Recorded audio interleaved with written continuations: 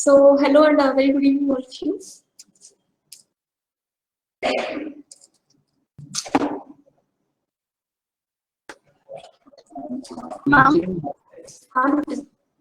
Ma'am medical history की आप एक बार पीडीएफ फिर से शेयर करवा देना, मुझे नहीं मिला है। ओके ओके ठीक है।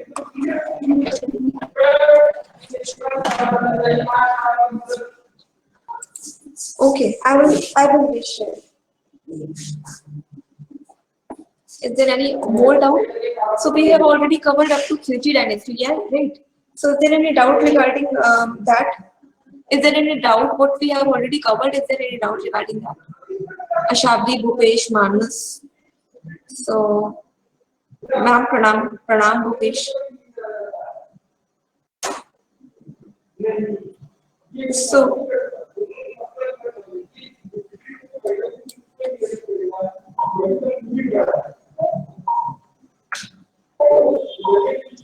So, I have heard something and I would like to ask you all first. एक second. So what I have learned that you guys have problem in the class. So if there any problem at that time, I must say कि जब भी problem है तो आप उसको then and there बोल दिया करिए, ठीक है? आप अपने problems को extend मत किया करिए. If any kind of problem arises in the class and if something is misunderstood or you are not be able to cope up with the class, then you must have to say that particular problem then and there, right? Don't extend it or don't drag it. Right.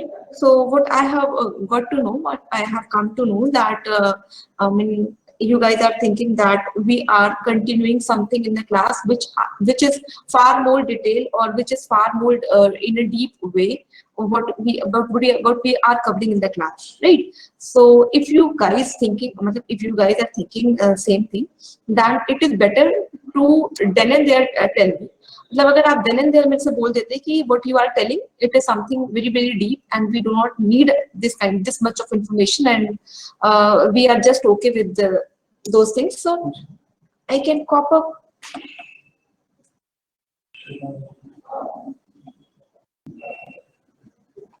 So no worries. I mean, it's not a big deal. Literally, it's not very big deal. I'm just was मतलब मेरा बस concern ये था what I am thinking and that to deliver something which is qualitative as well as quantitative as well, right? तो कभी कभी हो सकता है कि पढ़ाते पढ़ाते मतलब ऐसा हो जाता है कि चीजें लगता है कि हाँ थोड़ा सा ये भी पता चल जाए, थोड़ा सा ये भी बता दिया जाए, है ना? आप कट टू नहीं बता सकते हैं। और दूसरी प्रॉब्लम क्या आती है कि मान लो कि मैं एकदम आपको टू द पॉइंट लेके चलूं, then trust me you will be not be able to learn a single line from the class. Trust me you will not be able to learn, right? तो फिर या तो यही होगा कि आप सुबह उठ के रट्टा लगाओगे या फिर मतलब उसको बस एक तरीके से रट्टा लगा लीजिए और काम खत्म होगा। तो उसमें कहीं ना कहीं थोड़ी सी मजबूरी हो जाती है क्योंकि जिस रास्ते से आप आज गुजर रहे हैं शायद ये रास्ता मैंने भी कवर किया है और मैंने भी इसी तरीके आप ही की तरीके से कभी क्लास ली है, आप ही की तरीके से कभी बुक्स पढ़ी है। तो उस समय ऐसा लगता था कि हमें बहुत ज्यादा तो नहीं बता दे रहे हैं, हमें ऐसा तो नहीं कि मैं इतना हम क्यों पढ़े, हमें और करा दिया जाए, ऐसा कर दिया जाए। तो we are just trying and we are just मतलब मेकिंग यू ऑल कंफर्टेबल कि आप अपना एग्जाम्स को इन अ प्रॉपर वे क्वालिफाई कर पाओ, राइट? तो थोड़ा सा मतलब अगर ये सारी चीजें ना यूनिवर्सिटी के स्टूडेंट्स कहते हैं तो समझ में आता है कि मतलब दे आर द स्टूडेंट्स की अब उनको एक सीधे रास्ते से करके अपना एग्जाम क्वालिफाई तो करना था, मतलब ग्रेजुएशन या पोस्ट ग्रेजुएशन का एग्जाम क्वालिफाई करना था, right? But if you guys are doing things in that way तो it's not a proper way, right? तो थोड़ा सा अजीब लगता है, राइट? तो मतलब ऐसा लगता है कि कैसे फिर ऑफिसर बनूंगी। मतलब please do not take me wrong और do not get me wrong, I am just a well wisher. मुझे भी बहुत खुशी होगी अगर आप लोगों में से कोई सिलेक्ट होगा तो ट्रस्ट मी मुझे बहुत अच्छा लगेगा कि इनफैक्ट जिनको मैंने कभी जाना है इवन बाय नेम कि अशादी, भूपेश, मानस इनमें से कोई सिलेक्ट हो रहा है तो डेफिनेटली मुझे बहुत ज्यादा खुशी होगी।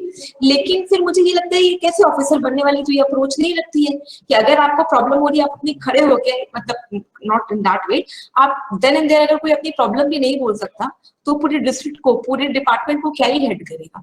तो आइंदा से कभी भी कोई प्रॉब्लम लगे तो आई विल वेलकम यू कि आप तुरंत से अपनी प्रॉब्लम को मतलब बताएं कि मतलब हमें कुछ भी even bit even small and light जो एकदम स्लाइट वाला भी प्रॉब्लम हो, तो इट्स माय हम्बल रिक्वेस्ट कि आप उसको देन एंड देयर मेरे को बोल दो कि ये चीज या तो मेरे को ज्यादा लग रही है भाई, इतना हमसे नहीं, इतना हमें जरूरत नहीं है। तो हो सकता है कि मुझे लगता है कि मैंने कुछ आपको उल्टा बता दिया है, गलत बता दिया, तो इट्स योर रिस्पॉन्सिबिलिटी कि आप उसको उसी समय प्रिंट आउट करिए, राइट। अब उसको एक्स्ट्रा आप उसको ड्रैग कर रहे हो, क्लासेस को एक्सटेंड कर रहे हो, तो ये बहुत गलत बात है। आप उसको देन एंड देयर करके खत्म करिए, इस प्रॉब्लम को ड्रैग मत करिए। यू विल हैव टू मतलब क्लैरिफाई योर एग्जामिनेशन, राइट। तो उसको ड्रैग करोगे तो फिर वो आपका ही नुकसान होगा।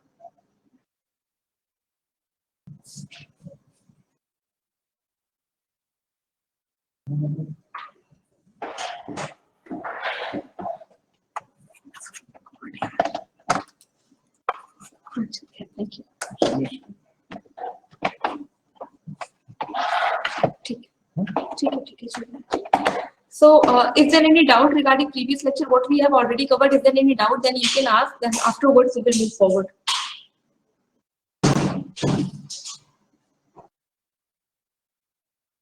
No doubt.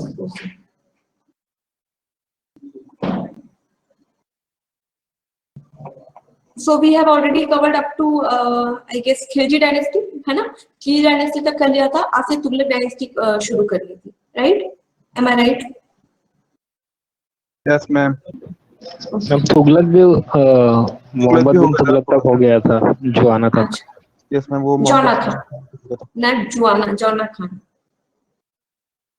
ठीक है। तो मोहम्मद बिन तुगलक के टाइम से पे कौन सा मोरक्कन ट्रैवलर इंडिया आया था?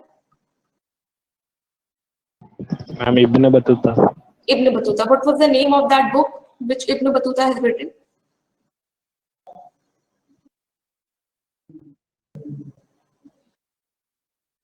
What was the name of the book which Ibn Battuta has written? Any idea? No one? Rehla? Rehla was the name of that book. Rehla, R-E-H-L-A. चलिए, तो फिरोज शाह तुगलक पे आ जाते हैं। तो व्हाट इज हैपेंड कि जो मोहम्मद बिन तुगलक है, इसकी पॉलिसी हमने देखी थी, वो किस तरह की पॉलिसी वो लेके आ रहा था कि उसने अपने कैपिटल को ट्रांसफर कर दिया। पहले वो दिल्ली से दौलताबाद, फिर दौलताबाद से दिल्ली, उस तरीके से। उसके बाद उसने टोकन करेंसी इशू करी थी, फिर उसने, हमने पढ़ा था, सेस बढ़ा दिया था, राइट, सेस बढ़ा दिया था। तो इन सारी चीजों में क्या हुआ कि ये सारे प्रॉब्लम्स की वजह से ऐसा हो गया था कि जो आपका तुगलक डायनेस्टी थी वो लगातार मतलब नीचे जा रही थी, उसकी जो प्रॉस्पेरिटी है वो कम होती जा रही थी, और मासेस बस उसको एक्सेप्ट नहीं कर रहे थे। अब जब मासेस भी एक्सेप्ट नहीं करेंगे और उनकी जो पॉलिसी है वो कहीं ना कहीं डेरोगेटरी होगी, और ऐसा होगा कि मतलब वो सारी चीजें, मतलब जो एक एक्चुअली जो डायनेस्टी से एक्सपेक्टेशन होती है, वो सारी चीजें जब वो फुलफिल नहीं हो रही थी तो प्रॉब्लम बहुत ज्यादा बढ़ गई।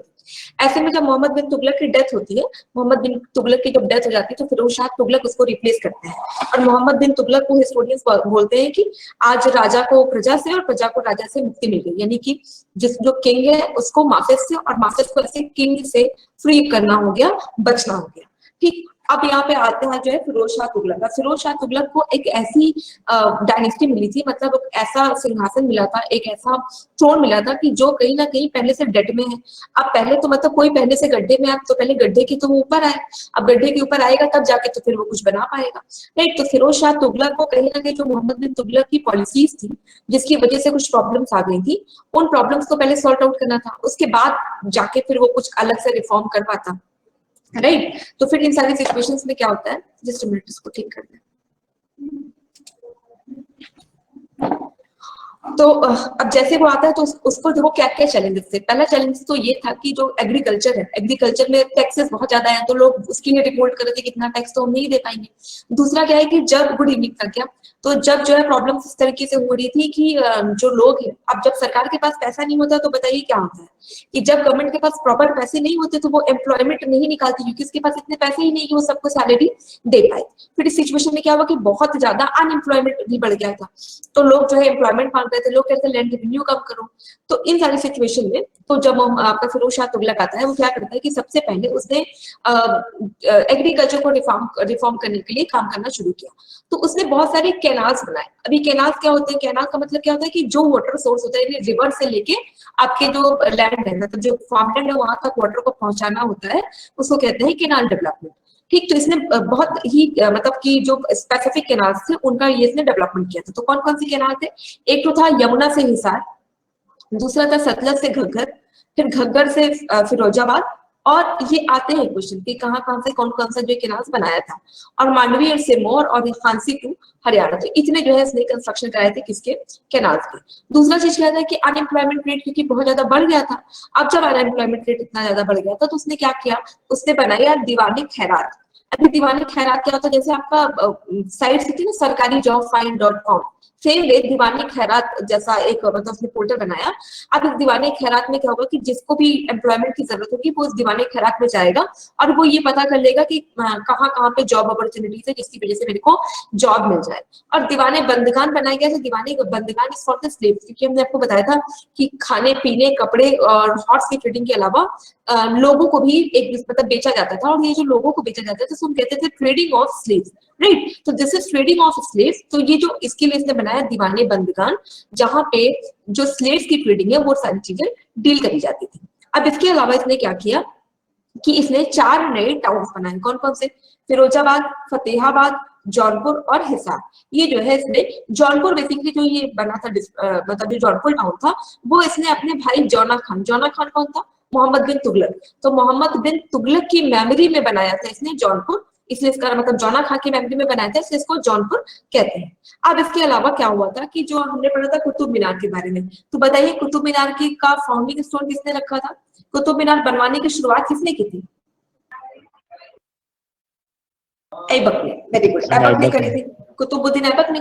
तो कुतुबुद्दीन ऐबक उसके जो शुरू का जो 2 पिलर होता है, मतलब बेसिकली अगर आप कुतुब मीनार देखो तो 5 फ्लोर्स पूरी है, राइट। लेकिन जब वो 2 फ्लोर रहता है तभी इल्तुतमिश के सॉरी इसकी कुतुबुद्दीन ऐबक की डेथ हो जाती है, तो बाकी के जो फ्लोर्स हैं उसको इल्तुतमिश ने बनवाया था। और वो जो अगर आप कभी अगर आपने विजिट किया हो कुतुब मीनार तो आप देखोगे कि वो एक पैटर्न फॉलो होता है कि देखिए ये है ना, जैसे कि जो पहला फ्लोर है वो हाफ सेमी सर्कल है इस तरीके से, और इस तरीके से सेमी सर्कल है। उसके बाद जो अगला फ्लोर है वो सेमी ट्रायंगल है, ठीक। तो जब इल्तुतमिश ने देखा कि इस तरीके का जो है सीक्वेंस फॉलो, तो उसने बनाया था सेमी एक सर्कल ट्रायंगल इस तरीके का सीक्वेंस फॉलो किया गया था। तो 5 फ्लोर ही बनवा दिया गया था, लेकिन कुछ प्रॉब्लम रहता है, बिजली गिरती है ना, तो वैसा गिरा था तो जो मतलब कुतुब मीनार की टॉप फ्लोर्स होती है वो खराब हो जाती है। तो फिरोज शाह तुगलक ने जो कुतुब मीनार के ऊपर के 2 फ्लोर है उसको रिवाइज करके वापस से इसने 2 फ्लोर जो ऊपर के वो बनवाया था। अब इल्तुतमिश और ऐबक इन्होंने रेड डॉटेड स्टोन का यूज करके यानी लाल बलुआ पत्थर का यूज करके कुतुब मीनार बनवाई है। जब फिरोज शाह तुगलक जाता है कुतुब मीनार बनवाने मतलब ऊपर के 2 फ्लोर, तो उसने व्हाइट मार्बल का यूज कर लिया, ठीक। तो व्हाइट मार्बल का यूज किया किसने? फिरोज शाह तुगलक ने। बाकी के जो पूरा कुतुब मीनार है वो बनवाया था आपका ऐबक और इल्तुतमिश ने। तो देखिए 3 डायनेस्टी मिलके, सॉरी 2 डायनेस्टी मिलके पूरा, और 2 डायनेस्टी और 3 किंग मिलकर कुतुब मीनार बनवा गए। कौन कौन? एक तो स्लेव डायनेस्टी और दूसरी आपकी तुगलक डायनेस्टी, और 3 किंग कौन से? ऐबक, इल्तुतमिश और फिरोज शाह तुगलक। इन तीनों ने मिलके आपका ये बनाया है क्या कहते हैं कुतुब मीनार। अब इसके टाइम पे जो हिस्टोरियन थे या कोर्ट पोएट थे वो थे मैम अगर क्वेश्चन आएगा तो क्या इसमें 3 ऑप्शन नहीं मिलेंगे क्या? हाँ बिल्कुल मिलेंगे। वो इसी तरीके से ऑप्शन आता है, जैसे कि अगर क्वेश्चन आता है कि कुतुब मीनार का फाउंडिंग स्टोन किसने रखा तो कुतुबुद्दीन ऐबक ने। अगर क्वेश्चन आता है कि कुतुब मीनार का जो रिपेयर किसने किया तो आ जाएगा आपका मतलब देखिएगा कि मतलब इल्तुतमिश है या फिरोज शाह तुगलक है।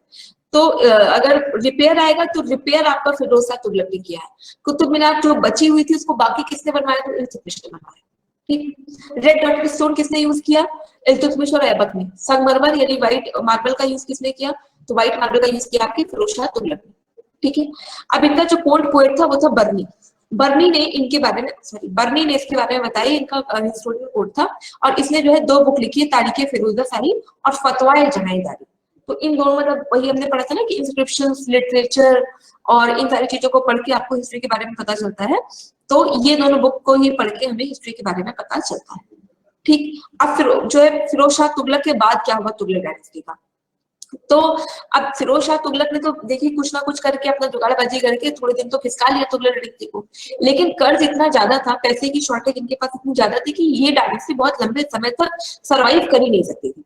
जैसे फिरोज शाह तुगलक की डेथ हो जाती है तो मालवा, गुजरात और शर्की मतलब जौनपुर, सरकी मतलब जौनपुर, ये लोगों ने क्या किया, अपने आप को फ्री कर लिया इनसे, किससे, सुल्तनत से। और जब फ्री कर लिया तो इसी में क्या होता है कि एक मैंने बताया था ना कि करीना कपूर के बेटे का नाम तैमूर क्यों पड़ा, तो तैमूर इस समय इन्वेजन कर देता है इंडिया में। अब जब यहाँ पे देखिए इन्वेजन हमेशा कब सक्सेसफुल हो जाते हैं, जब रूलर जो है मतलब नॉट दैट काइंड ऑफ उसके पास स्टैमिना हो, नॉट दैट काइंड ऑफ वो स्टेबिलिटी या रखता हो। तो ऐसे में कहता है कि जब तैमूर का इन्वेजन होता है इंडिया में तो ये लोग उसको झेल ही नहीं पाते, क्योंकि फिरोज शाह तुगलक जैसा कोई रूलर अब बचा ही नहीं था। तो इसके बाद जैसे तैमूर का इन्वेजन होता है तो कहीं ना कहीं पूरी तरीके से तुगलक डायनेस्टी एकदम खत्म हो जाती है, क्योंकि लास्ट जो रूलर था नसीरुद्दीन मोहम्मद तुगलक, ये इसको झेल नहीं पाता है और तुगलक डायनेस्टी वहीं पे खत्म हो जाती है। और जो है फिर तिमूर तो कहीं ना कहीं सेंट्रल एशिया वापस लौट जाता है, जैसे आपका मोहम्मद घोरी सेंट्रल एशिया में वापस चला गया था, वैसे तैमूर भी लौट जाता है, राइट। लेकिन यहाँ से जो है आपकी नई डायनेस्टी की शुरुआत हो जाती है। जो लोग मतलब तिमूर के ही कहीं ना कहीं मतलब ऐसा समझ लीजिए चाचा भांजा भतीजा काइंड ऑफ तिमूर के ही वो लोग वंशज थे, जिन्होंने अगली डायनेस्टी लाई आपकी सैयद डायनेस्टी। तो पहले ये क्वेश्चंस कर लीजिए फिर आगे बढ़ते हैं। Who among the following Khilji Sultanate made Kilokhari as its capital? Kilokhari.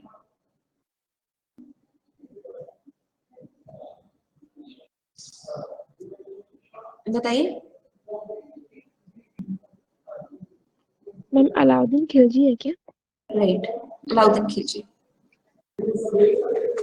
अगला question, which of the following Khilji Sultan abolished all the agrarian and market control regulation of Alauddin Khilji?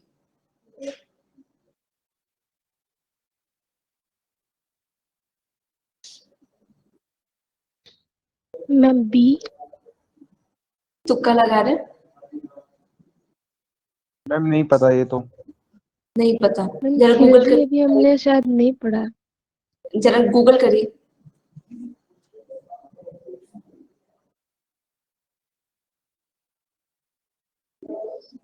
सारे लोग जरा करिए ताकि याद भी रहे।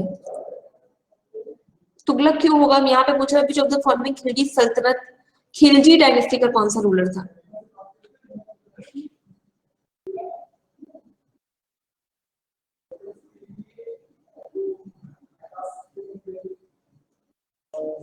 किया?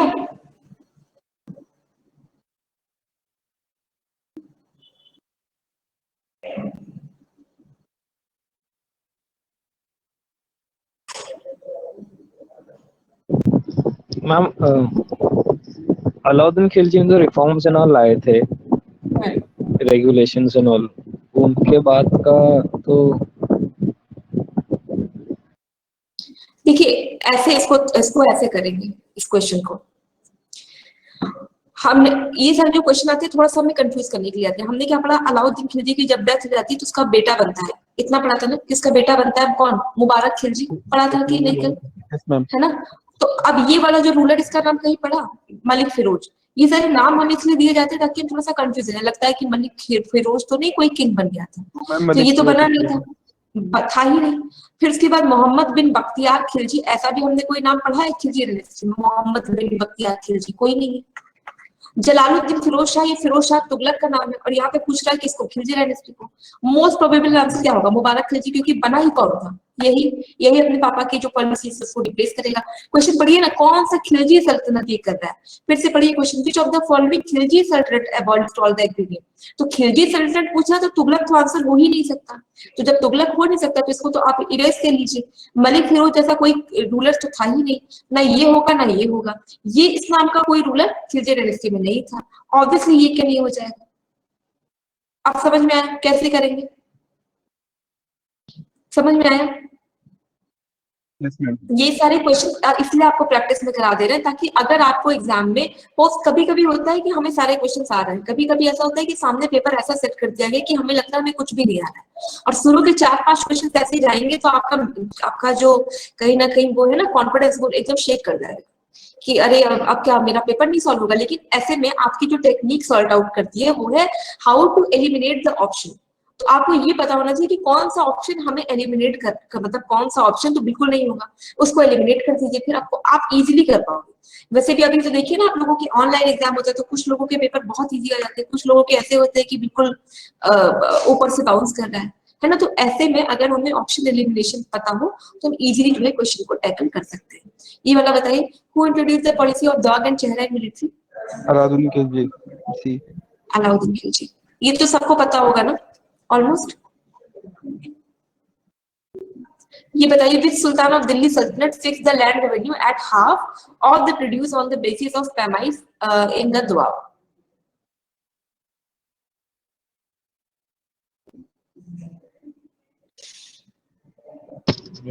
आगे हो जाएगा शायद, जिस हिसाब से आपने बताया तो उस हिसाब से डी लग रहा है। देखिए इसको कैसे करेंगे, विच सुल्तान ऑफ दिल्ली सल्तनत, किस दिल्ली सल्तनत का कौन सा सुल्तान था जिसने क्या कर दिया था, लैंड रेवेन्यू को फिक्स कर दिया था। ठीक, अब हमें बाकी की लाइन पता है नहीं है, छोड़ दीजिए इसको, ये सारी जो लाइन है वो हमें ऐसे ही आती है कि जो है हम एकदम कंट्रोल परेशान हो जाए। अब देखिए जो सरकार के पास सबसे ज्यादा पैसा जाता था वो किससे जाता था, लैंड रेवेन्यू से। ठीक, लैंड रेवेन्यू जितना ज्यादा होगा सरकार की कमाई, यानी सरकार समझ लीजिए सुल्तान की कमाई उसी से ज्यादा होती थी। अब इन चारों में सबसे ज्यादा कौन सा लग रहा था कि हाँ भाई कौन सा सुल्तान था जो जिसको आपको देख के लगता है कि जिसके टाइम पे लैंड रेवेन्यू सबसे ज्यादा मिला होगा? खुसरो मलिक। ये तो जो है ये तो इनके बेटे ने इसको अपना वो बनाया था, है ना, जो लवर था हसन, हसन को उसने खुसरो मलिक का टाइटल दे दिया था, ये होगा नहीं। फिरोज शाह जैसा कोई भी खिलजी डायनेस्टी में नहीं था। फिरोज शाह तुगलक की तो पॉलिसी, फिरोज शाह तुगलक की पॉलिसी तो ऐसी रही नहीं है। ये इस नाम का कोई किंग नहीं था, ऑब्वियसली डी होगा। तो अगर नहीं भी क्वेश्चन आ रहा है तो जस्ट थोड़ा सा सोचिए, और इसी के लिए आपको थोड़ी बहुत एक्स्ट्रा इन्फॉर्मेशन देनी पड़ती है क्लास में कि आप क्या कर पाओ, ऑप्शंस को एलिमिनेट कर पाओ। नहीं तो फिर अगर मैंने सारी फैक्चुअल इन्फॉर्मेशन दे दी और आपने सोचा कि मैं उसी को पढ़ के एग्जाम पास कर लूंगा, trust me you are not able to solve a single question. मतलब कुछ नॉट एबल मतलब सिंगल 5-6 तो कर ही लोगे, लेकिन अभी जिस तरह के पेपर सेट होते हैं, अगर आपको नहीं पता कि ऑप्शंस कैसे एलिमिनेट करते हैं, आपके पास थोड़ा सा भी बेस नहीं है, you are not be able to cope, right. तो मुझे ऐसा कोई प्रॉब्लम नहीं है आपको फैक्चुअल इन्फॉर्मेशन देने में, मैं चाहूँ तो सिर्फ फैक्ट बता दूं, बहुत जल्दी कोर्स भी कंप्लीट हो जाएगा, मुझे भी प्रॉब्लम नहीं, आपको भी प्रॉब्लम नहीं। लेकिन मुझे बहुत खुशी होगी कि अगर आप अपनी जेन्युइन प्रॉब्लम्स को मुझे डायरेक्टली बताएं कि भाई मेरे को ये प्रॉब्लम हो रही है, तो उसी हिसाब से हम भी उसी तरह से कॉप अप कर पाए। ऐसे पता नहीं चलता, मतलब अगर दूसरे की बात तीसरे से पता चलती है तो मुझे ट्रस्ट में बहुत खराब लगता है कि कैसे ऑफिसर्स सामने से बोल नहीं पाते कि जो है मतलब हमें ज्यादा बता दिया गया तो मेरे को ये प्रॉब्लम हो रही है, या हमें इतनी नॉलेज की जरूरत नहीं है, हम तो सिर्फ एसएससी लेवल का पढ़ने आए हैं। ठीक है, तो आप अपनी जो भी प्रॉब्लम सलाह करें मुझे डायरेक्टली बोल दिया करें, और मुझे I really appreciate if the person have the courage to speak in the class, right. जो बोल नहीं सकता वो आगे क्या ही बोलेगा, सुन सकते हैं, बोल कोई सकता है, तो बोलने का वो दिखाइए कि भाई ये चीजें नहीं समझ में आ रही है, ये चीजें फिर से बता दीजिए, या स्टोरी मत बताइए, या हमें सिर्फ ये काम की बातें बता दीजिए, या क्वेश्चन डिस्कस कर लीजिए। बहुत सारी जेन्युइन रीजंस होते हैं, तो वो आप हमेशा क्लास में डिस्कस कर लीजिएगा तो बहुत अच्छा लगेगा। बहरहाल अब now I will cut short, I will try my best कि आपको बहुत ही पॉइंटेड चीजें दी जाए, बहुत ज्यादा एक्सटेंड ना किया जाए। चलिए ये बताइए, who controls markets under Khilji region में मार्केट? दीवाने रसाए रियासत या सराय अदल? मैम बी लग रहा है, मैम बी। बाकी लोगों को क्या लग रहा है, क्या लग रहा है आपको? अशावरी, विशाखा, मानस? मानस आज आप बोल नहीं रहे, सन्नाटा है। प्रीति, संजीत, आपको क्या लग रहा है? संदीप, आपको क्या लग रहा है? मार्केट्स के लिए इसने किसको बनाया था? दीवाने रियासत तो मार्केट के लिए नहीं था। Diwani Mustakhraj was for revenue collection and all दो, वो वाला तो होगा ही नहीं, वो तो होगा ही नहीं। और रियासत इसने लिखा नहीं है शायद। वैसे जो मार्केट के लिए सराय ए अदल था, देखिए वो ऐसे आपने वो देखा है, वो पुरानी मूवी में वो होता है ना, सराय में जाके रुकते हैं, ठीक है, वो सराय वराय में ना जाके रुकते हैं, तो वो मार्केट का जो भी है वो सराय ए अदल था, भी है।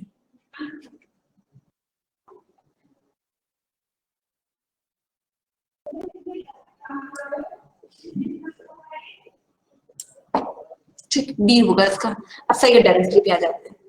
सैयद डायनेस्टी बहुत लंबी नहीं चलती है, बहुत जल्दी ये खत्म हो गई थी। ठीक, तो ये जो तैमूर आया था इंडिया में, तो जब तैमूर आया था तो वो तो अपना लूट वूट करके चला गया। उसने देखा कि भाई यहाँ के जो रूलर्स हैं they are not that much capable, तो उसने इन लोगों की खूब कुटाई की और आराम से सोना चांदी सब कुछ लूटा और वो अपनी जगह वापस चला गया। तो जैसे मोहम्मद गुरी ऐबक को छोड़ गया था, वैसे आपका तैमूर जब जाता है तो खिज्र खां के नाम का एक रूलर रहता है। खिज्र खां का जो रूलर रहता है उसने क्या किया, नई डायनेस्टी को फॉर्म किया और ये जो डायनेस्टी थी उसका नाम इसने रखा सैयद डायनेस्टी। ठीक है, इसने कोई गुलाम गुलाम वंश नहीं रखा, इसने सीधा सीधा बोला सैयद डायनेस्टी।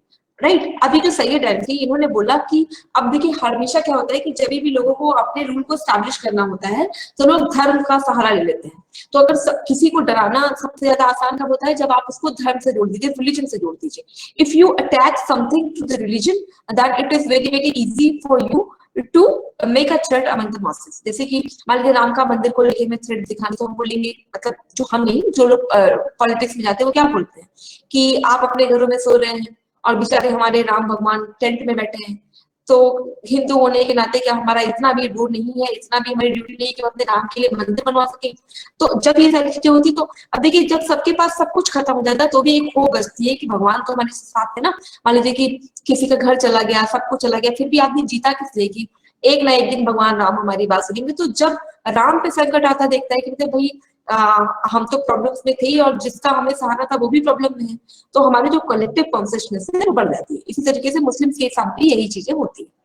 राइट, तो जब इनको अपने रूल्स को एस्टैब्लिश करना था, इनको अपने रूल्स को वेरीफाई या लेजिटिमाइज करना था, तो इन्होंने भी यही सोचा कि अगर हम अपना संबंध, अपना रिलेशन अल्लाह से जोड़ दें, अल्लाह से दिखा दें, तो कहीं ना कहीं जो मेरी लेजिटिमेसी है वो बढ़ जाएगी। तो खिज्र खान ने बोला कि मैं कौन हूँ, तो मैं जो है डिसेंडेंट हूँ प्रॉफिट ऑफ इस्लाम का, मतलब जो मोहम्मद साहब है उनका मैं वंशज हूँ, मतलब मेरी जो बिलोंगिंग है वो इस्लाम यानी अल्लाह से, राइट, या कहीं ना कहीं अल्लाह के जो देवदूत है वो प्रॉफिट मोहम्मद साहब है। तो मैं प्रॉफिट मोहम्मद साहब से मेरी जो है पूरी जो मेरी समझ लीजिए कि जो बैकबोन है वो मेरे प्रॉफिट इस्लाम है।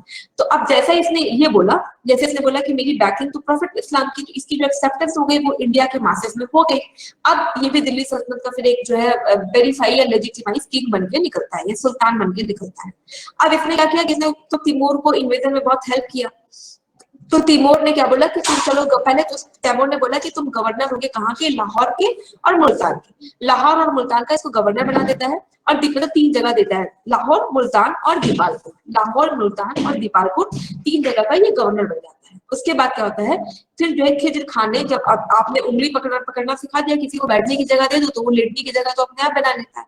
तो खिज्र खान ने क्या किया कि धीरे धीरे दिल्ली तक पहुंचता है और दिल्ली में जो शासक हैं, जो रूलर्स हैं, वो बहुत ज्यादा एफिशिएंट नहीं है। जैसे फिरोज शाह तुगलक थे, मतलब Firoz Shah Tughlaq was not that much efficient, but ये इतना तो वो था कि बाकी लोगों को के इन्वेजन वगैरह को रोक सकता था। राइट, तो अब यहाँ से क्या हुआ कि ये लोग बहुत वीक थे।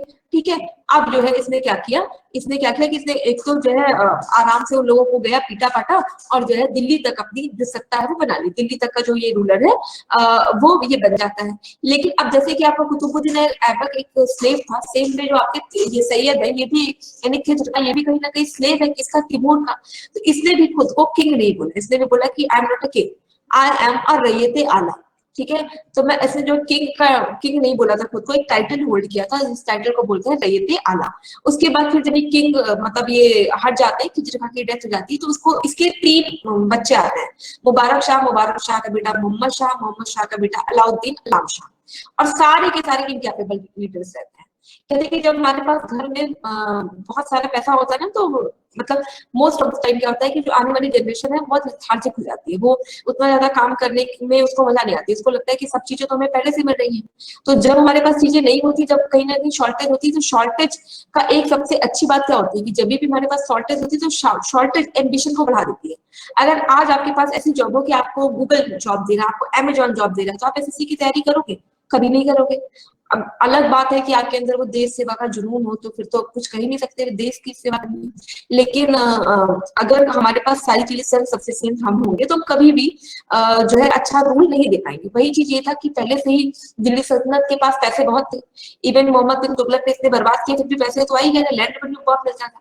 तो अब जब ये लोग आते हैं, मोहम्मद शाह, अलाउद्दीन अलाम शाह, ये मुबारक शाह को सब चीजें मतलब बचपन से ही इनके मुंह में सोने की चम्मच है, तो ये सारे जो है इनकेपेबल लीडर्स रहते हैं, तो ये लोग कुछ ज्यादा कर नहीं पाते। सिर्फ 37 ईयर्स तक इनका पूरा वंश रहता है, उसके बाद मतलब पूरी डायनेस्टी एक्चुअली सिर्फ 37 समय तक ही रहती है, उसके बाद ये कोलैप्स कर जाती है, और जो अगली डायनेस्टी इसको रिप्लेस करती है वो थी आपकी लोधी डायनेस्टी। अब सैयद डायनेस्टी के बारे में हमें कैसे पता चलता है, तो यहिया बिन अहमद बिन अब्दुल्ला सरहिंदी, इतना बड़ा इनका नाम है।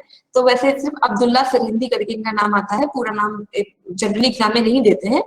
हालांकि आप देख लीजिएगा, यहिया बिन अहमद बिन अब्दुल्ला सरहिंदी, इन्होंने एक बुक लिखी, इसका नाम है तारीख मुबारक शाही।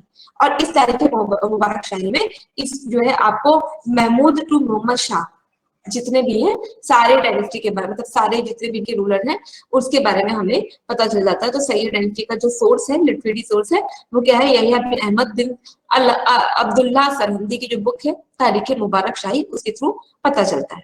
आई बात समझ में? इतने में कोई डाउट है? सब क्लियर हो गया? हो गया बेटा, क्लियर हो गया, सब आ गया समझ में? संदीप, रवि, प्रियंका, प्रीति। मैम ये क्वेश्चन आता है क्या कि ये बुक किसने लिखी थी? हाँ बिल्कुल आता है, तभी तो लिख के दिया है आपको। मैम इतना बड़ा नाम कैसे याद होगा? बताया ना आपको, पूरा नाम नहीं आता, बस आगे का रख लेना। सर हिंदी तो पता ही चल जाएगा। अब्दुल्ला सरहिंदी, अभी वो तो पता है ना, हिंदी है हम वतन है हिंदुस्तान हमारा, तो बस उसी पे हिंदी सरहिंदी याद कर लीजिए। Okay ma'am. है ना? और क्या मतलब अब क्या करा जाए, ये तो अब किसी कौन कौन तो था ना, आई गेस भूपेश है, इनसे पूछ लीजिए कि इनके वाले बादाम कहाँ मिलते हैं, तो या तो वाला बादाम खा लीजिए, तो एक तरीका वो है। टाइटल होल्ड करना बेसिकली इंपॉर्टेंट नहीं है, लेकिन प्रॉब्लम क्या होती है कि मान लीजिए कि हम सब लोग एक क्लास में पढ़ते हैं, ठीक है, तो क्या होता है कि जैसे मान लीजिए कभी क्लास में विशाखा फर्स्ट टाइम, इन्होंने बोला कि now I am queen Vishakha, तो अब अगली बार प्रियंका फर्स्ट टाइम, इन्होंने लगा कि भाई इसका नाम क्वीन विशाखा, तो अब मेरा नाम प्रिंसेस विशाखा। उसके बाद शेफाली आ गई, इनको लगा जब इन दोनों ने नाम रखा तो मैं कैसे पीछे ना हूं, इन्होंने कहा I am princess and queen Vishakha. उसके बाद फिर अब उसके बाद कौन आएगा, उसके बाद चलिए आप आ गए सारा, मतलब सारा किरण आ गए, तो इन्होंने अपना क्या नाम रखा, इन्होंने सोचा कि पूरे विश्व की सबसे अच्छी महारानी कौन, तो क्वीन एलिजाबेथ, तो इन्होंने बोल दिया कि क्वीन एलिजाबेथ प्रिंसेस विशाखा। हालांकि सबसे अच्छा नाम संदीप ने दिया, परी, पापा की परी तो मैं हूं ही। वैसे आपके नाम का मतलब किंग है, हाँ वो तो है। लोधी डायनेस्टी शुरू करें, तो अभी तक जितना हमने पढ़ा उसमें से अलाउद्दीन सबसे पहले कौन आया, स्लेव डायनेस्टी। स्लेव डायनेस्टी के बाद कौन सी डायनेस्टी आई, स्लेव डायनेस्टी के बाद कौन सी डायनेस्टी आई, खिलजी डायनेस्टी, फिर खिलजी में तुगलक, फिर तुगलक के बाद सैयद। अब ये जो है लोधी है, ये लास्ट है, ठीक है, तो मतलब दिल्ली सल्तनत का जो सबसे लास्ट डायनेस्टी है वो है आपकी लोधी डायनेस्टी। अब देखिए कहीं ना कहीं हम जितने भी पढ़ते जा रहे हैं दिल्ली सल्तनत में, ये सारे के सारे इस्लाम रूलर्स हैं, राइट, तो ये जो सारे के सारे इस्लाम रूलर्स हैं। अब जैसे आपका ये था इल्तुतमिश, वो पुर्तगाल का था, अब यहाँ पे जो लोधी है ये अफगानी देश के थे। अब जब कोई एक आके आपको पीट पाट के चला जाता है ना, तो बाकी लोगों को भी वैसे चल जाता है कि अरे कुछ नहीं कर पाएंगे, उन्होंने मारा था तो कुछ कर नहीं पाए, तो हमें क्या ही करेंगे। तो जब तिमूर आया, इन्होंने तुगलक वालों को मारा पीटा, चले गए, सैयद वाले बस भी गए, तो अब अफगानियों को लगा चले अब हम भी जाए मार पीट के चले आए, तो अफगानी आते हैं मारते पीटते हैं, खुद ही बच जाते हैं। तो ये जो है अफगान डायनेस्टी के लोग थे, लोधी जो है अफगानिस्तान से आए हुए लोग थे। इसके पहले जो मोहम्मद गोरी था वो मतलब टर्किश था, वो है ना, टर्की का था, ये अफगान का था। उसके बाद ये जो है देवर रूलिंग ओवर सरहिंद। सरहिंद का क्या मतलब होता है, सरहिंद मतलब होता है जो अभी इंडिया है ना, वो इंडिया बस इतना है, है ना। पहले क्या था, अफगानिस्तान, सेंट्रल एशिया, वो सब भी पूरा भारतीय जो सब कॉन्टिनेंट है, इंडियन सब कॉन्टिनेंट इसके पार्ट होते हैं, इसको सरहिंद कहते हैं। तो ये जो लोग पहले पूरे जो सैयद डायनेस्टी वो पूरे सरहिंद पे थे, राइट। लेकिन जब सॉरी हाँ, जब सैयद थे तो ये लोग सरहिंद पे थे, जब सैयद हट गए तो ये चला आया। और जो सबसे पहले जिसने स्टैब्लिश किया है इसको, लोधी डायनेस्टी को, जो सबसे पहले लोधी डायनेस्टी को जिसने स्टैब्लिश किया है वो था आपका बहलोल लोधी। मैम सैयद डायनेस्टी का स्टार्टिंग एक बार रिपीट कर दीजिए, सैयद डायनेस्टी। अच्छा ठीक है, एक मिनट।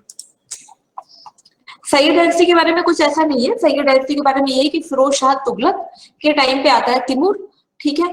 तिमूर जब आता है तो मतलब जैसे तिमूर आपका कुतुबुद्दीन ऐबक था मोहम्मद घोरी का असली, वैसे तिमूर को हेल्प की थी खिज्र खान ने। तो खिज्र जो वो तो आया था लूटने, तो वो लूट के चला जाता है, उसको कोई बसने का इरादा तो इंडिया में था नहीं, तो वो चला जाता है। तो खिज्र खान ने क्योंकि इसकी हेल्प की थी, वो उसका दास वास बन गया था कि चलो मैं आपको इंडिया में जीत दिलवाता हूँ। तो जब वो लौटता है तो इसको आपके लाहौर, मुल्तान, दीपालपुर की गवर्नरशिप दे देता है, यानी कि वो जो गवर्नर बना देता है कि 3 जगह से लैंड रेवेन्यू करके तुम रहना। अब इसने इसको उंगली तो पकड़ा ही दी थी, यानी बैठना सिखा दिया था, लेटना इसने खुद सीख लिया। तो इसने दिल्ली तक कब्जा कर लिया, और दिल्ली तक जब कब्जा कर लिया तो ये बन जाता है पूरा दिल्ली सल्तनत का अगला सुल्तान। तो यही था सैयद डायनेस्टी। आई गेस आप समझ में आ गया होगा। लोधी गार्डन, लोधी गार्डन याद में नहीं, अभी देखिए अभी बताते हैं लोधी गार्डन कैसे बना, सिकंदर लोधी ने बनवाया है। तो बहलोल लोधी के बारे में कुछ खास आपको नहीं जानना है। बहलोल लोधी कौन है? जिसने लोधी डायनेस्टी को एस्टैब्लिश किया, जो सबसे पहला रूलर है जिसने इसका टच स्टोन, फाउंडिंग स्टोन रखा, वो था आपका बहलोल लोधी, जिसने इसका फाउंडिंग स्टोन रखा है। अब फाउंडिंग स्टोन रखने के बाद क्या हुआ कि जौनपुर जो सिटी टाउन है, इसको किसने बनाया था, किसकी याद में? अभी बताया था थोड़ी देर पहले आपको। मैम फिरोज शाह ने बनाया था उसके भाई के याद में। भाई का नाम क्या था? जौना खान, यानी मोहम्मद बिन जौना तुगलक, खान। ठीक है। तो जब ये फिरोज शाह तुगलक की डेथ हो जाती है, तो जो जौनपुर रहता है वहां पे एक डायनेस्टी रहती थी, छोटी सी डायनेस्टी, जिसका मतलब शर्की डायनेस्टी। तो शर्की डायनेस्टी वहां पर रूल करने लगी थी। तो जब बहलोल लोधी आता है, इसने क्या किया था कि इन सर्की डायनेस्टी को से इनका इसका वॉर होता है, सर्की डायनेस्टी को रिप्लेस करके जौनपुर तक जो है इसने अपना जो समझ लीजिए दिल्ली है, जौनपुर कहाँ है? यूपी में। तो दिल्ली से लेके यूपी तक अपना जो सल्तनत का एरिया है उसको एक्सपेंड कर लिया था। तो पहले भी जौनपुर दिल्ली सल्तनत नहीं आता था, लेकिन बाद में जब फिरोज शाह तुगलक के जो आने वाले जो डिसेंडेंट्स थे वो they are not that much capable, तो उसके बाद इनके यहाँ से जौनपुर चला जाता है। तो जौनपुर को वापस से दिल्ली सल्तनत में लाने का काम किया था बहलोल लोधी ने। अब इसको बहलोल लोधी को जो रिप्लेस करता था वो किया है जिसने, वो है आपका सिकंदर लोधी। अब सिकंदर लोधी के बारे में थोड़ा बहुत चीजें जानने वाली है। जैसे इसने क्या किया कि जैसे आपका स्केल होता है ना, मिली, सेंटी, डेसीमीटर, मैथ तो आप लोगों की अच्छी है ही, वही से पढ़ाते हैं। तो आपको पता है ना, जैसे स्केल है milli, centi, decimetre, deca, hecto kilo, same way इन्होंने एक स्केल लाई जिसका नाम है गजे सिकंदरी। जब लैंड को आप मेजरमेंट करने के लिए आप मीटर या किलोमीटर या सेंटीमीटर या मिलीमीटर में मेजर करते हो, इसी तरीके से इसने जो है गजे सिकंदरी इंट्रोड्यूस की। एक गजे सिकंदरी मतलब इतने यार्ड, ठीक है। तो एक गजे सिकंदरी में 32 डिजिट होते थे। तो गजे सिकंदरी इसने लाई, इसके थ्रू की जो लैंड का मतलब जो जहां से लैंड रेवेन्यू कलेक्ट होना है, लैंड को नापने के लिए एक स्केल लाई जिसको कहते हैं गजे सिकंदरी। इसके अलावा इसने क्या किया, जो अभी का आप आगरा देख रहे हैं, आगरा सिटी को फाउंड करने वाला यही था, सिकंदर लोधी ने ही आगरा सिटी को फाउंड किया है। इसके अलावा क्या है कि जो आप लोधी गार्डन की बात कर रहे हैं ना, तो लोधी गार्डन भी आपके सिकंदर लोधी ने ही बनाया है। दिल्ली वाला लोधी गार्डन अच्छा खासा बना है ना, मतलब अगर आप लोगों ने विजिट किया हो, अच्छी जगह है, मस्ट विजिट। और मैम पहले आप मैं गार्डन में वहीं रहते थे, आस पास रहते थे? अच्छा सही है, तब तो फिर आपका आना जाना लगा रहता होगा। मैम बहुत ज्यादा। आप बता तो ऐसे थे जैसे बड़े बहादुरी का काम किया है। नो मैम वहाँ पे फुटबॉल खेलते थे ना बहुत। अच्छा, you are a player? Are you a player? Ma'am अब नहीं खेलता पर अब पढ़ाई से। नहीं मतलब स्टेट लेवल, नेशनल लेवल कुछ खेला है? नो मैम इतना भी ऐसे नहीं। ही? अच्छा, मतलब हॉबी के लिए खेलते थे आप? ठीक है। मैंने तो मतलब मुझे गेम खेलना नहीं आता था, तो एक बार मेरे को चैलेंज किया गया था कि सब कुछ किया है, कुछ गेम खेला है तो बताओ। तो मैंने क्लास 9th में वो बैडमिंटन खेला था, तो स्टेट लेवल तक खेला, उसके बाद छोड़ दिया। तो फुटबॉल का तो आइडिया नहीं है, बैडमिंटन खेला है। अभी ये कहाँ गया? ये जो है, जो आपका सिकंदर लोधी था, सब लोग पोएट रखते थे, ये खुद ही मतलब ही इज अ पोएट, तो वो लिखते भी थे। Sikandar Lodhi was a poet जिसने कि पर्शियन में लिखा है। आपने भी खेला है प्रीति, वेरी गुड। आपने क्या खेला है? बैडमिंटन। इसने जो है गुलरखी नाम से मतलब पेन अपना गुलरखी नाम से लिखा है। उसके बाद देखिए इनके टाइम पे भी कुतुब मीनार का जो सबसे ऊपर वाला फ्लोर है, जो 5th वाला फ्लोर है जहाँ पे अब जाना अलाउड नहीं है, वो वाला फ्लोर इनके टाइम पे डैमेज हो गया था और उसको भी इन्होंने रिपेयर कराया था। मतलब कुतुब मीनार, सोचिए कुतुब मीनार एक ऐसी मीनार है जो बख्तियार काकी की याद में बनाई गई और 4 किंग ने उसको बनवाया है। यू आर मैम एक्चुअली ऐसा बोलते हैं कुतुब मीनार इतना बड़ा था कि एरोप्लेन में टकराया, सही बात है क्या? एरोप्लेन अब कुछ हेलीकॉप्टर। लोग नहीं, कुछ लोग कहते हैं कि एरोप्लेन टकरा के तोड़ दिया, कुछ लोग कहते हैं कि जो है उसपे बिजली गिर गई है, और कुछ लोग ये कहते हैं कि सबसे ऊपर इसलिए नहीं आने देती क्योंकि वहां पे वो सुसाइड पॉइंट है। अब अभी रिसेंट में मतलब कुछ लोग तो इतना उन्होंने हाईली बताया है कि वहां पे भूत प्रेत भी है, तो पता नहीं क्या सही है। तो मैंने तो खैर दूर से ही देखा है, तो अब इतना नहीं पता कि एरोप्लेन टकराई है क्या हुआ। आपने खो खो भी खेला है, तो आपको खेल में आगे बढ़ना चाहिए था। स्पोर्ट्स वाले भी कितने आगे मैम बढ़ते हैं, मैंने क्या सब ही लोग खेला है, अच्छा हो। मैंने सब नहीं खेला, नहीं, बैडमिंटन खो खो से लेके प्रीति सब। आपको चैलेंज कर रही है भाई नारी शक्ति भी। प्रीति प्रीति मैं ने भी हार मानता हूँ, एथलीट्स खेला है, खो खो खेला है। हार मानता यस मैम, स्कूल टाइम में खेला है, लेकिन हाँ। गई थी मैं खो खो खेलने के लिए, उसके हम्म बाद फिर बैडमिंटन खेलने के लिए मैं गई थी। वाह। और शॉर्ट पुट गेम होता है जिसमें कि हम्म वो 10 ग्राम का सब बॉल होता है और उसको हम्म। सर्किल में खड़े होकर सेंटर पे मारना रहता है। वो तो गेम बेटा आप खेला है। वो बहुत सारे जॉब आप देखो, जैसे कि एसएससी में ही आई गेस शायद से, एसएससी वो जो उसमें पुलिसिंग का जॉब होता है, वो सारे जॉब में भी तो आप आराम से जा सकते हैं। तो व्हाई डोंट यू अप्लाई? मतलब बहुत सारे जॉब्स ऐसे हैं जहाँ पे जो स्पोर्ट्स खेलते हैं उनको प्रिविलेज दी जाती है थोड़ी सी। तो व्हाई डोंट यू ट्राई? अच्छा खासा हो जाएगा। एक तो आपकी हॉबी, कहते हैं अगर हॉबी ही काम बन जाए तो काम करने में मजा ही कुछ और है। मैम एसएससी ने बचपन छीन लिया और कोरोना ने भी। अगर अभी भी आपका बचपन है तो बड़ा खतरा है। नाउ बिहेव लाइक अ ग्रोन अप। अभी भी बचपन है, बचपन छीन लिया कोरोना ने। अच्छा, मैंने ये शीट आप लोगों के साथ शेयर नहीं करी है, अभी शेयर कर देंगे। I play guitar, it's my hobby. You play guitar? आप तो मल्टीटास्किंग, आप सब करते हैं। आप कोई ऐसा चीज बताओ जो आप नहीं करते हैं। प्रीति, आप गिटार भी बजाते हैं, आप एथलीट भी खेलते हैं, आपने एसएससी पे भी आप आ गए हो, हर जगह आपने कंपटीशन में आ रखा है सबका, तो कोई ऐसी चीज जो आपने नहीं की हो? इस टाइम बहुत सारी चीजें हैं, अभी बहुत सारे ड्रीम्स को पूरा करना है। जैसे क्या क्या सपना देखा है आपने? आप क्या बनना चाहते हैं? आपका गोल क्या है? मतलब अगर मैं पूछूं what is the goal of your life, तो मैम सबसे पहले तो मुझे एसएससी फोकस है कि एसएससी की मुझे क्लियर करना है और मुझे मैम इंस्पिरेशन बनना है। ये मुझे जितनी इंस्पिरेशन भी बनना है। गर्ल्स हैं, यस मैम, जितनी भी गर्ल्स हैं, मतलब अपनी लाइफ में कम से कम तो मैं 2-3 गर्ल्स को उनको उनको स्टडीज में या कोई भी चीज में उनको मैं बस उनको स्टैंड अप कराना है, मेरा ये मतलब गोल है। Very good, very good. Even you are inspiration for me. मतलब इतनी सी एज में अगर आप ऐसे सोचते हैं तो डेफिनेटली, मतलब अगर आप कभी प्लूटस आए तो आप अपना ऑटोग्राफ मेरे को दें। इतनी अच्छी सोच रखते हैं। Very nice. मेरा बहुत मन करता है खेलने का, क्रिकेट खेलने का। अब एक काम करो, वर्चुअली आप खेलिए, और तो कुछ नहीं हो सकता। मोबाइल में भी आजकल क्रिकेट वगैरह खेल रहे हैं, तो उसी से फील करिए। अब अगली डायनेस्टी मुगल डायनेस्टी शुरू करें। आईपीएल से ही काम चला रहा है, बहुत अच्छी बात है। काम चलना चाहिए, काम रुकना नहीं चाहिए। ना चलना है, ना मतलब ना थकना है, ना रुकना है, बस चलते रहना है। यही प्रिपरेशन के साथ भी है। चलिए आगे बढ़े। पबजी भी खेल लिया, अब एसएससी और निकाल लीजिए तो समझ लीजिए कि आपके पेरेंट्स ने गंगा नहा लिया है ना। भूपेश, राजा वाला नाम तो मम्मी पापा ने रखा ही था, भूपेश। तो ये भी कर लिया, वो भी कर लिया, आप एसएससी और क्लियर कर लीजिए तो बस निर्वाण मिल गया आपको, कैवल्य मिल गया, जैनिज्म में मोक्ष मिल गया, हिंदुइज्म में। और बुद्धिज्म में क्या मिलता है? बुद्धिज्म में क्या मिलता है? एनलाइटमेंट। एनलाइटनमेंट। तो बस एनलाइटनमेंट मिल जाएगा। वो तो मैं सिलेक्ट, वाह, इसको कॉन्फिडेंस माना जाए या ओवर कॉन्फिडेंस माना जाए? कंफर्म है, अरे वाह। चलिए घमंड नहीं नहीं, वैसे trust me, मैं अगर आपसे पढ़ रहा हूँ ना इसलिए बोल रहा हूँ। हो अच्छा तरीका है बटरिंग का। मैं आप बताओ अब ये क्या है?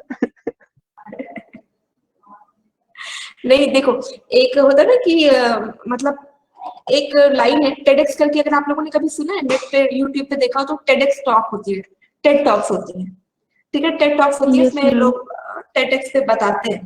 तो टेडेक्स में मैंने एक लाइन पढ़ी थी, वो लाइन थी fake it till you make it.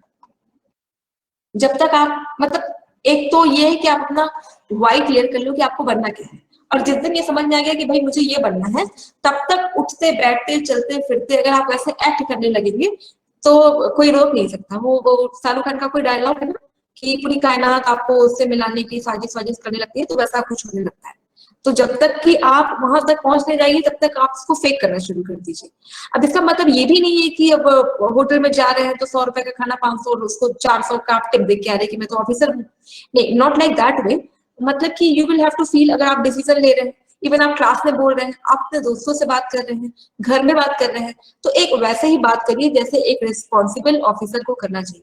घर में अगर आपको कोई ड्यूटी दी जा रही है, आप अपने टाइम को वेस्ट कर रहे हैं, तो आप देखो कि एक रिस्पॉन्सिबल ऑफिसर जैसे बिहेव करता है, you should also sound like that. आप किसी से मिलिए तो वैसे मिलिए, आप आपस में बात करिए तो वैसे करिए, करते करते देखिएगा बन नहीं जाएंगे। और मतलब कितना अच्छा होगा कि एक साथ अभी अभी क्लास में देखे तो 16 लोग लाइव हैं, और एक एक बैच के 16 बच्चों ने ही एक साथ बाजी मारी है ना, तो सुन के भी अच्छा लगेगा कि पूरी पूरी बैच सिलेक्टेड है। चलिए अब मुगल्स को लेके आते हैं।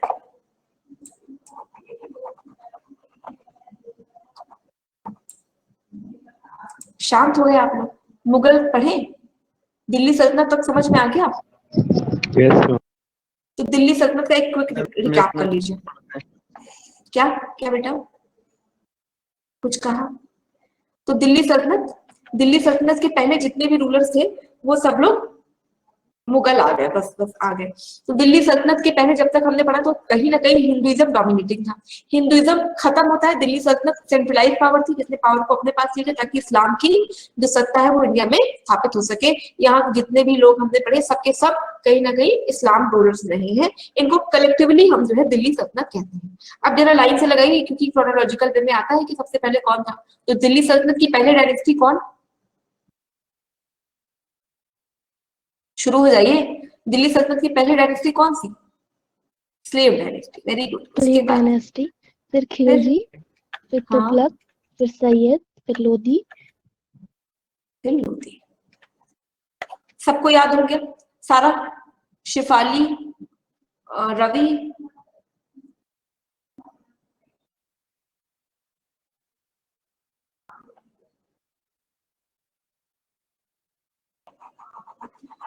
ठीक। तो बस ज्यादा से ज्यादा एक तो क्रोनोलॉजिकल वे में आएगा तो आप लगा ही लेंगे, और बाकी थोड़ा जो अंदर के टिडबिट्स है वो लर्न कर लीजिए। लर्न क्या करिए, एक बार पढ़ भी लेंगे ना तो वो याद हो जाएगा।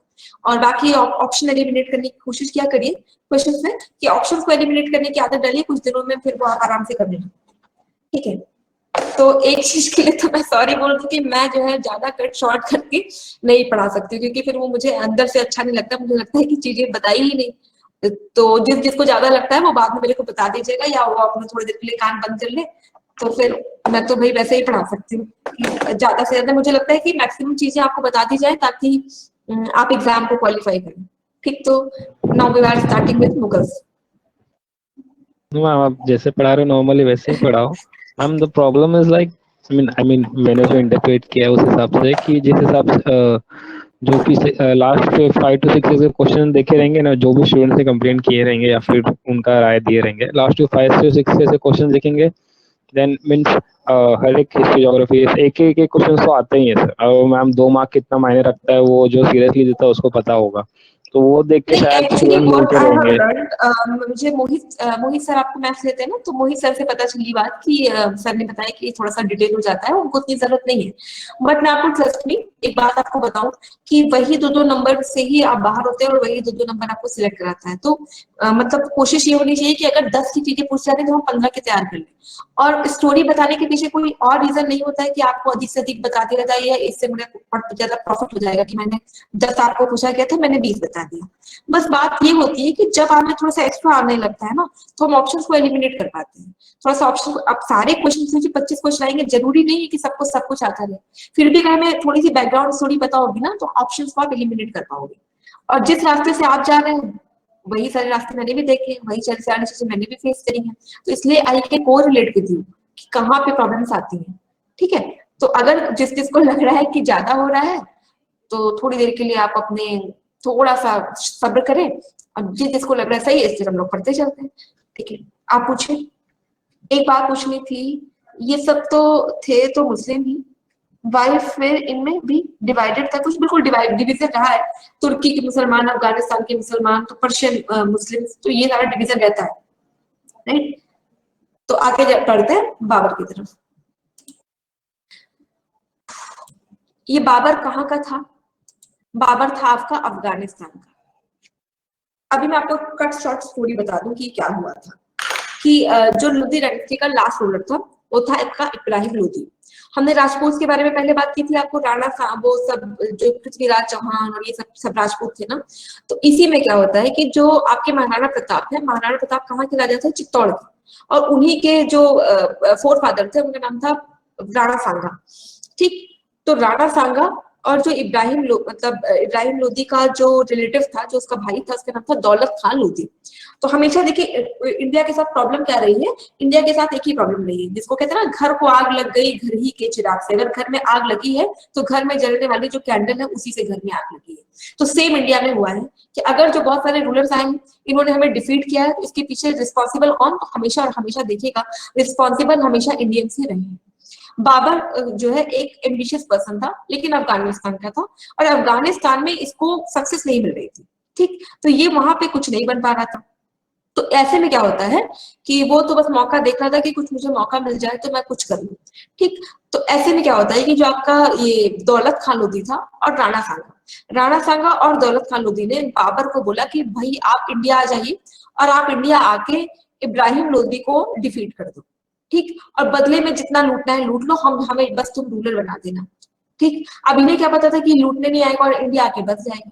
फिर बाबर आते हैं इंडिया में एनेक्स करने। जब बाबर इंडिया में एनेक्स करने नहीं, वो आता था लूटने आया था।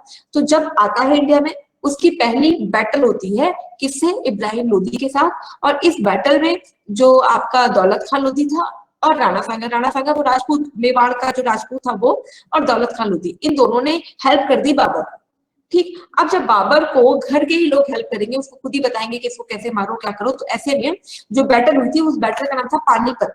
पानीपत में अभी पानीपत का नाम आप कई बार सुनोगे। पानीपत एक ऐसी जगह है जहाँ पे 3 बार बैटल हुई है। तो ये जो थी वो पानीपत की फर्स्ट बैटल थी, जहाँ पे क्या हुआ कि बाबर ने डिफीट कर दिया आपकी इब्राहिम लोधी। ठीक, इब्राहिम लोधी की तो डिफीट मतलब हार गया और बाबर जीत गया। अब इन लोगों को लगा कि राणा सांगा को और इसके दौलत खान लोधी को कि अरे बाबर तो चला जाएगा, अब तो या तो मैं बनूंगा या राणा सांगा बनेगी। लेकिन बाबर ने ऐसा नहीं किया। उसको ये समझ में आ गया था कि मेन पावर को तो हमने हरा ही दिया है, तो ये छोटे छोटे चिंटू पिंटू बबलू पप्पू इनको हराना तो बहुत आसान होगा। तो अगला जिसने वॉर किया वो किया राणा सांगा के साथ। और बैटल ऑफ खानवा में राणा सांगा, जिनका संग्राम साहब भी नाम है, संग्राम सिंह भी नाम है, इसको भी डिफीट कर दिया। ठीक, मेदिनी राय को, मतलब आप छोटे छोटे जितनी किंगडम था सबको डिफीट करा। तो मेदिनी राय था, वहां का छोटा सा किंगडम था चंदेर का। चंदेर भी एक राजपूत डायनेस्टी है, चंदेरी साड़ी फेमस भी है एमपी की। तो वहां का जो रूलर है वो मेदिनी राय था। मेदिनी राय को किसने डिफीट किया? वहां तक पहुंच गया महमूद लोधी यानी कौन? दौलत खान लोधी के घर वाला। तो महमूद खान लोधी को इसने बैटल ऑफ घाघरा में हराया। और ये जो है इसका लास्ट बैटल था। इसके बाद कहीं ना कहीं अब कोई नहीं था जो बाबर की सत्ता को, बाबर की डायनेस्टी को या बाबर के रूल को क्वेश्चन कर सके। अब बाबर ही बाबर है। ठीक, तो यहाँ से इसने क्या किया, अब ये वापस नहीं गया। बाबर जो है फिर इंडिया से वापस नहीं जाते हैं, और उसने एक नई डायनेस्टी को इंडिया में स्टैब्लिश कर लिया। और वो जो डायनेस्टी थी वो थी आपकी मुगल डायनेस्टी। तो मुगल डायनेस्टी का हमें आपको ये समझ में आ गया कि इसकी स्टैब्लिशमेंट बेसिकली कैसे हुई। इसकी स्टैब्लिशमेंट हुई कैसे कि जो है पहले आया, ठीक है, वो आया और आने के बाद इंडिया के लोगों ने इसको चांस दिया कि आओ और हम पे रूल करो। तो इंडिया के लोगों ने इसको सपोर्ट किया। अब इंडिया के सपोर्ट से इसने सबको मारा वारा। उसके बाद कहीं ना कहीं ये इंडिया का एक इम्पोर्टेंट रूलर बन के निकलता है। और इम्पोर्टेंट रूलर बनने के बाद इसने एक नई डायनेस्टी को इंडिया में शुरू कर दिया, और वो डायनेस्टी थी आपकी मुगल डायनेस्टी। ठीक, अब देखिए जब ये इंडिया आते हैं तो इनके जीत के पीछे भी बहुत सारे रीजंस ऐसे दिए जाते हैं कि भाई बाबर यहाँ पे आया तो वो जीत क्यों गया।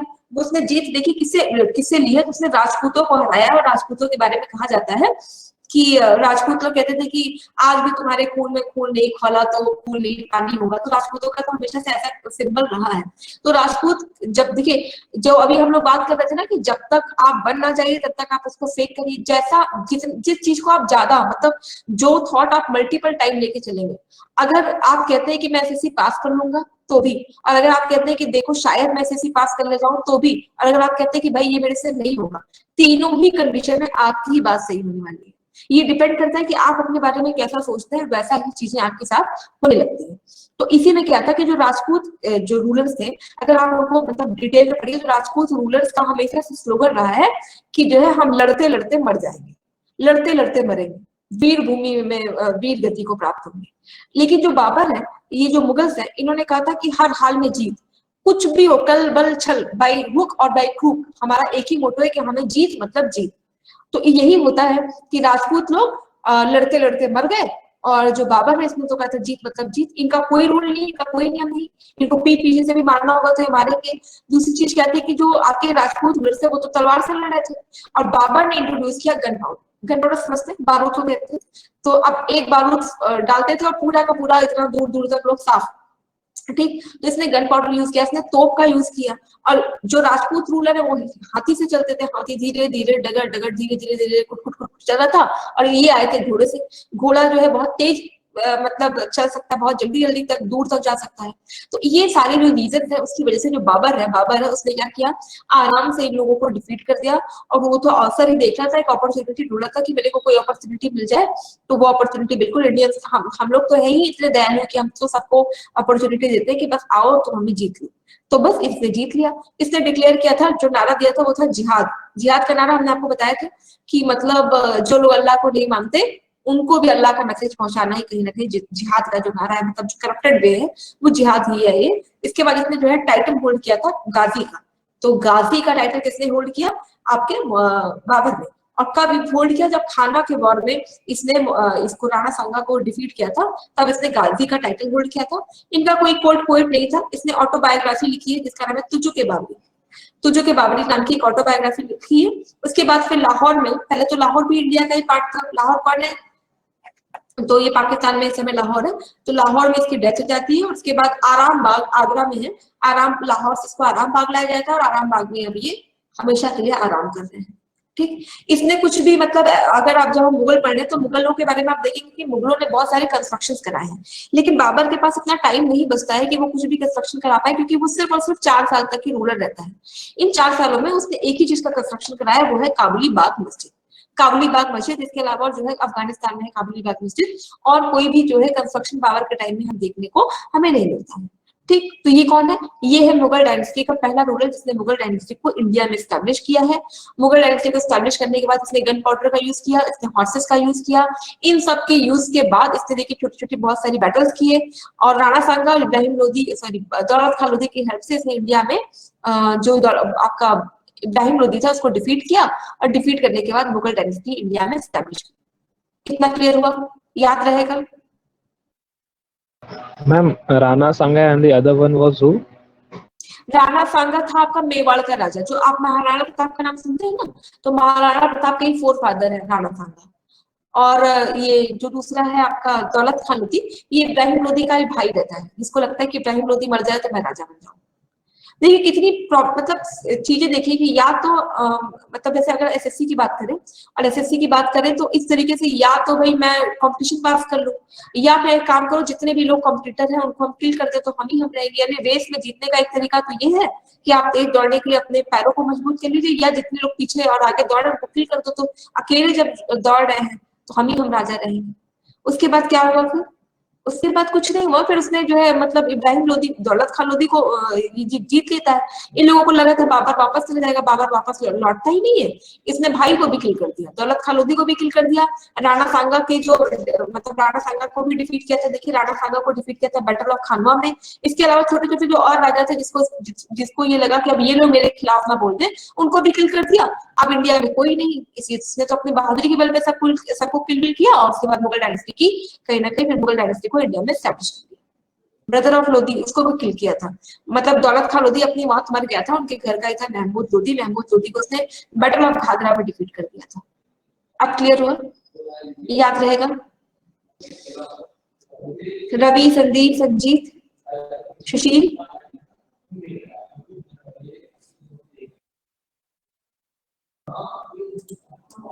अब इसके बाद बाबर के बाद जो आता है रूलर, वो था आपका हुमायूं। बाबर को रिप्लेस किया, मतलब अब रिप्लेस क्या किया, बाबर की तो जब डेथ हो जाती है उनका बेटा हुमायूं वो आ जाता है मुगल सल्तनत में।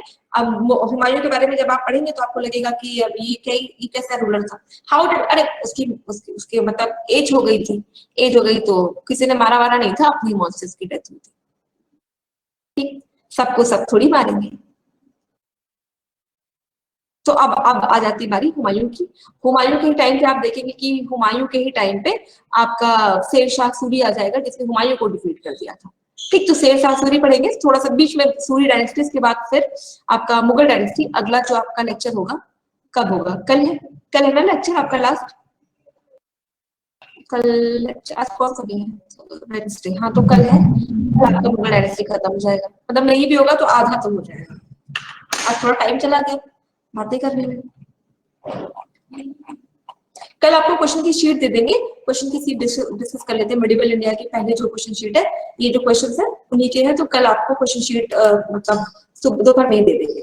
ठीक, उसके बाद फिर बाकी का जो डिस्कशन है वो कल। अगर कुछ पूछना होगा तो आप बता दीजिए, कुछ पूछना है, कोई डाउट है जितना पढ़ा है। खानवा, ये वाली बैटल ऑफ जो खानवा था, एक एक तो वो एक एक खानवा करके। कहाँ है? खानवा राजस्थान। और शिफाली आप बताओ। मैम मैं पीडीएफ के लिए बोल रही थी, मुझे नहीं मिला तो मैं हाँ रिवाइज नहीं कर पाती। ओके बेटा, मैं अभी शेयर करा देती हूँ, मन से भी शेयर करा देती हूँ। बाकी सबको कोई दिक्कत नहीं है ना, सब ओके। चलिए, तो आज की क्लास बस यहीं तक। बाकी की बातें, बाकी जितने भी मालूम हुआ उसके बाद जितने आए उनको हम कल पढ़ते हैं। That's it for today guys.